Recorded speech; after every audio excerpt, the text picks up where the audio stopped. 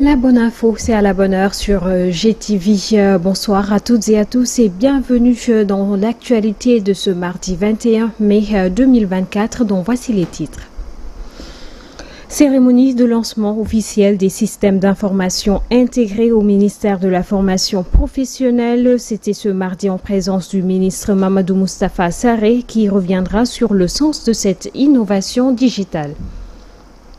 Renouvellement du parc automobile, assainissement du secteur du transport et halte à la concurrence déloyale, c'est ce que réclament les transporteurs affiliés à la Confédération nationale des travailleurs du Sénégal. Ils ont tenu leur assemblée générale ce week-end à Kaolack. Et puis le procureur de la Cour pénale internationale demande des mandats d'arrêt contre des dirigeants israéliens dont le premier ministre Benjamin Netanyahou. Il devrait être poursuivi pour crimes de guerre et crimes contre l'humanité, une demande qui a soulevé une vague de réactions dont nous vous ferons l'économie dans cette édition que nous allons démarrer juste après ceci.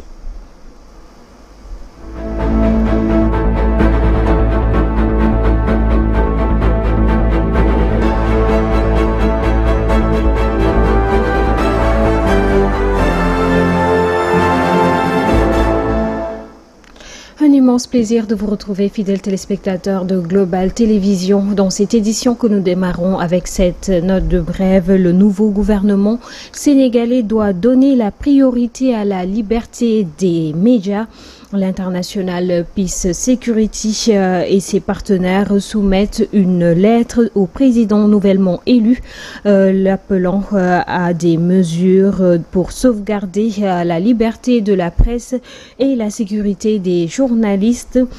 Le réseau international IPI et 6 organisations régionales et internationales de défense de la liberté de la presse et des droits numériques ont appelé le gouvernement du Sénégal à donner la priorité à la liberté des médias et à la sécurité des journalistes.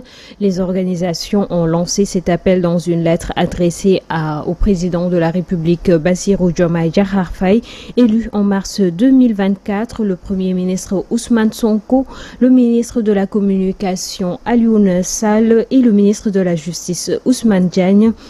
Suite à la multiplication des attaques contre les journalistes sous l'administration précédente, la lettre appelle le président Faye à envoyer un signal fort en s'engageant à protéger et à défendre les journalistes.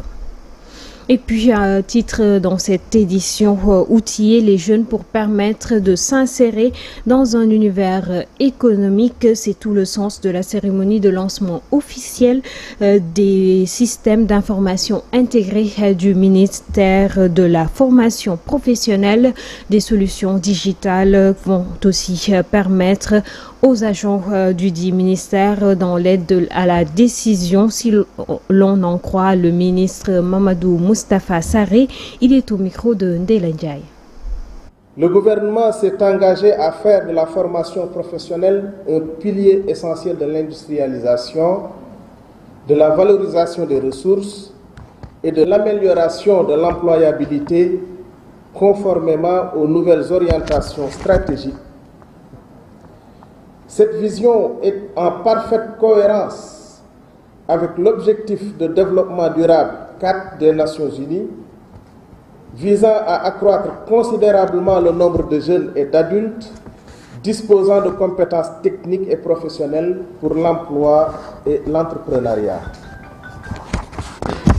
De même, elle s'inscrit dans l'agenda 2063 de l'Union africaine qui promeut des citoyens bien formés, qualifiés, soutenus par la science, la technologie et l'innovation. Mesdames, Messieurs, face à la révolution numérique en cours, la transformation digitale du ministère de la formation professionnelle s'avère indispensable pour répondre aux exigences évolutives du secteur. Intégrer les outils numériques dans nos politiques et nos processus devient crucial pour améliorer la gouvernance et optimiser l'impact de nos programmes et projets. Proposer à la jeunesse des formations qui répondent aux besoins et aux réalités du marché mais aussi aux dynamiques sociales et économiques au niveau local. Il reste 6 qui vont être déployés, développés et s'assembler. Et l'axe 3 donc, de cette transformation digitale. À présent, parlons de la passation de service du nouveau directeur et de l'ancien directeur du Centre des œuvres universitaires qui s'est déroulé ce mardi à la nouvelle direction 6 à la cité Patrin à Mermoz. À cette occasion, le directeur entrant, Dene Mbouch, est revenu sur ses ambitions à la tête du COUD et appelle les étudiants à une collaboration sans faille pour une amélioration de leurs conditions de vie au sein de l'université Cheikh Anta Diop de Dakar. Le compte-rendu est signé Mansour Diassé. La passation d'aujourd'hui nous a permis de communiquer un peu, de dire à l'espace universitaire ou au monde universitaire que nous nous engageons et nous ne pouvons pas ne pas nous engager parce qu'on nous a confié une mission pour les Sénégalais. On est dans la perspective des missions de développement. Et comme j'ai dit, la mission est portée par un projet. Et les Sénégalais y croient. Et parce qu'ils y croient, nous avions décidé d'avoir un espace universitaire, un campus qui correspond aux attentes du projet. J'ai dit tout à l'heure aux étudiants que je compte énormément sur eux. Mais j'ai dit aussi aux autres partenaires sociaux du COUD que nous comptons aussi sur eux. En résumé, nous comptons sur chaque étudiant, nous comptons sur chaque agent du COUD. Parce qu'il nous faut un espace, non pas social, mais un espace socio-pédagogique. La 136e édition du pèlerinage marial de Popenguine, la cérémonie officielle s'est déroulée le 20 mai. Elle a rassemblé des milliers de fidèles de la communauté catholique venus de diverses localités pour célébrer l'événement dans une ambiance de festivité. C'était aussi l'occasion de prêcher sur l'engagement politique et la justice dans l'intérêt général du pays. Suivons le compte-rendu signé Amsatou Gano. La 136e édition du pèlerinage marial de Popenguine, célébrée ce lundi 20 mai 2024, a réuni des milliers de pèlerins venus de toutes les régions du pays et de la sous-région. Une occasion saisie par Monseigneur Benjamin Ndiaye, l'archevêque de Dakar, a rappelé que l'engagement politique doit être au service de l'intérêt général. Nous rendons grâce à Dieu pour cette conscience citoyenne qui doit nous inspirer de rechercher avant tout l'intérêt de la nation en lieu et place de tout intérêt partisan ou sectaire. Que Dieu nous enracine encore plus dans cette conscience en vue du bien commun. Notre reconnaissance à Dieu nous dicte notre devoir de maintenir nos efforts pour préserver et renforcer la cohésion sociale, socle d'un développement durable, harmonieux et solidaire. Dans ce sens, l'engagement politique devrait être davantage orienté vers le service du bien-être des populations. Prenant part au pèlerinage, le ministre de l'Intérieur, général Jean-Baptiste Tine, par ailleurs représentant du chef de l'État, a relevé la position sage, courageuse et constante de l'Église, qui a toujours, selon lui, défendu la justice. Mieux, selon le ministre, l'Église a toujours joué sa participation dans la construction de notre nation. C'est aussi un moment opportun pour magnifier à sa juste valeur la cohabitation pacifique et légendaire des communautés religieuses du Sénégal, notamment à travers le très précieux dialogue islamo-chrétien qui fait l'exception sénégalaise dans un monde où l'intolérance et l'extrémisme sont malheureusement de plus en plus notés. Je voudrais en conséquence remercier et féliciter toutes nos autorités religieuses, toutes obédiences confondues, pour toutes les diligences et initiatives prises, notamment par les prières et bénédictions, pour garantir à notre pays la paix et la stabilité qui nous sont tant enviées. Dans ce cadre, l'Église du Sénégal, à travers ses dirigeants religieux, religieuses et laïques, y a beaucoup contribué et mérite toute la reconnaissance de la République et de la Nation. Excellence Monseigneur Benjamin Ndiaye, Mesdames et Messieurs, après la messe solennelle et la brillante homélie pleine d'enseignements de Monseigneur André Gueye, évêque de Thiès, les moments intenses de dévotion et de prière qui ont jalonné ce pèlerinage, je voudrais vous transmettre le message de solidarité et de sollicitude de son Excellence M. Bassirou Diomaye Diakhar Faye, Président de la République, qui accorde une haute importance aux valeurs et vertus religieuses sur lesquelles le développement de notre pays devra se bâtir. Le pèlerinage marial de Popenguine a été l'occasion pour les fidèles catholiques de partager des moments forts, empreintes de haute spiritualité.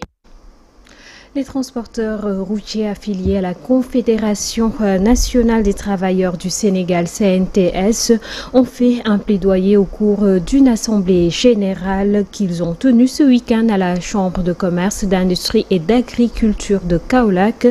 Ces acteurs du transport routier du Sénégal se disant victimes de la concurrence déloyale venant de certains transports dits irréguliers et tracasseries sur tous les axes routiers du pays appellent à un assainissement de leur secteur sans oublier le renouvellement du parc automobile. Alassane Ndoye s'est exprimé au micro de Mansour Diassé en leur nom.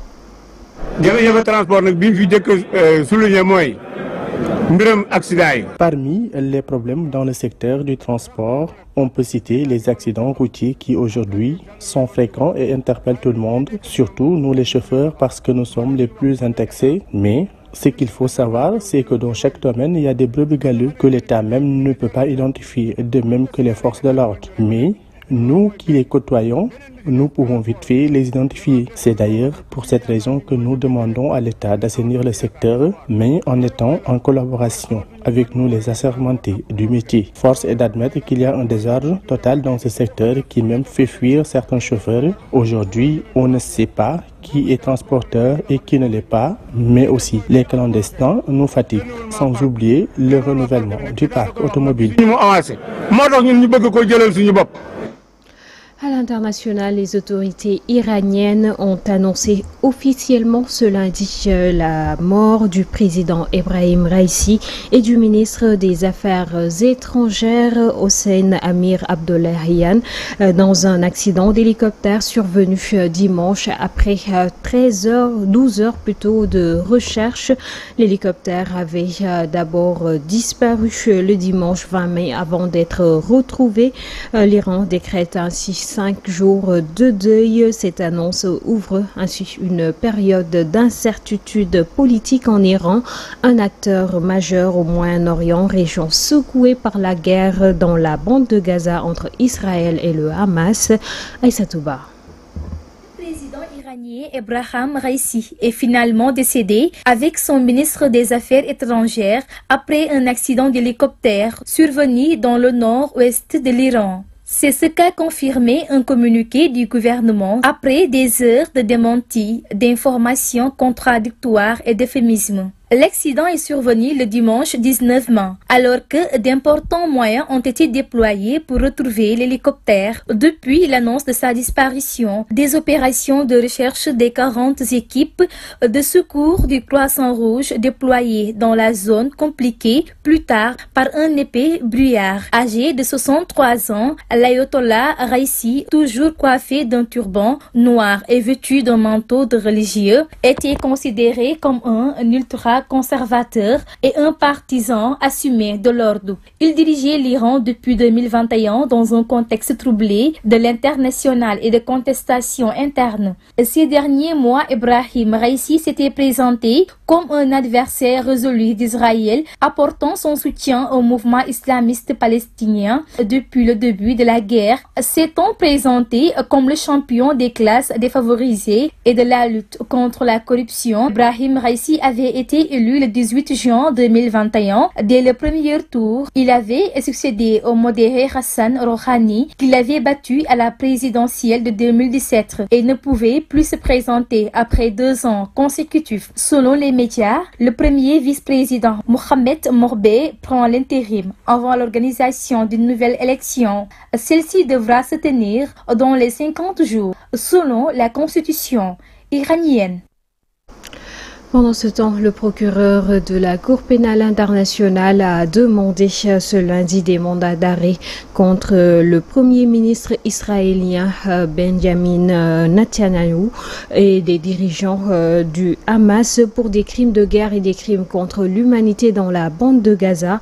Une demande qui a suscité beaucoup de polémiques, plusieurs réactions de la part des autorités israéliennes et de leurs partisans font remonter le sujet sur la toile. Nous restons toujours avec Aïssa Touba pour les détails.